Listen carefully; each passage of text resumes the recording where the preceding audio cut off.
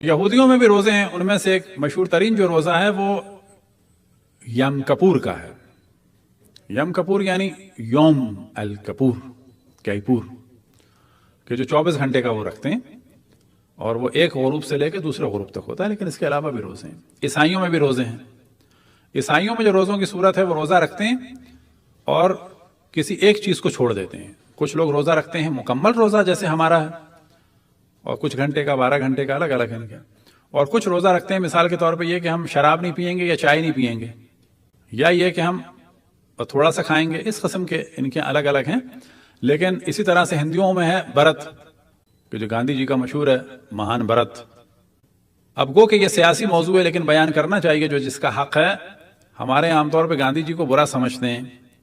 کبھی آپ نے تصور کیا یہ مہان برت اور یہ جو گھوم رہے تھے عصا لے کے کس کے لیے گھوم رہے تھے وہ؟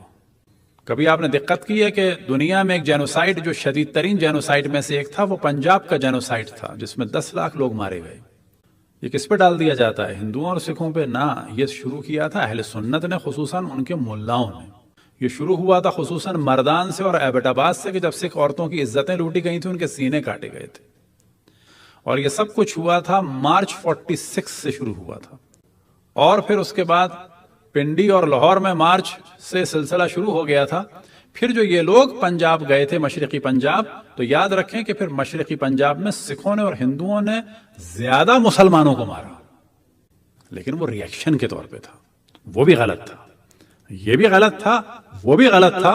پھر انہوں نے زیادہ مارا، لیکن وہ جو قتل عام شروع ہوا ہے وہ اگست 16 سے ہوا ہے، 47 سے۔ اس میں زیادہ مسلمان کیوں مرے؟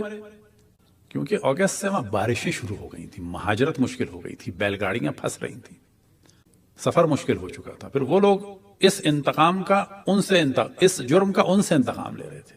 تو اصل میں جو بدماشی تھی یہ ہمارے اہل سنت علماء اور مسلم لیگ میں بعض جو ملا داخل ہو گئے تھے ان کی، خصوصاً ایک ملا مانسیروی تھا پنڈی کا، اور اسی وجہ سے جو سکھ شامل ہو رہے تھے پاکستان میں وہ ان لوگوں کی بدماشی کی وجہ سے شامل نہیں ہوئے۔ جو آج کہا جاتا ہے پاکستان بننے کے لیے قربانیاں دی گئی ہیں، قطعاً کوئی قربانی پاکستان کے لیے نہیں دی گئی، ان اہل سنت علماء کی شدت کے ریونج کے طور پہ دی گئی ہے۔ فرق ہے دونوں چیزوں میں۔ وہ اللہ پاکستان ڈاکومنٹیشن اور کانفرنس کے ذریعے سے بنا تھا، خون کی اس کو ضرورت نہیں تھی۔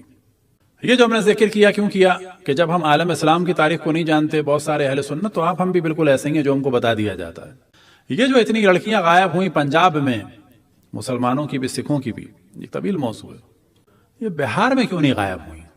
یو پی میں کیوں نہیں غائب ہوئیں؟ یہ نہیں غائب ہوئیں گاندھی کی وجہ سے، کیونکہ وہ کہہ رہا تھا اہنسا کی تحریک۔ اہنسا کی تحریک کیا؟ کسی کو نہیں مارو۔ بہار میں نہرو نے کہا تھا کہ میں بمبارڈمنٹ کر دوں گا اگر مسلمانوں پہ حملہ ہوا۔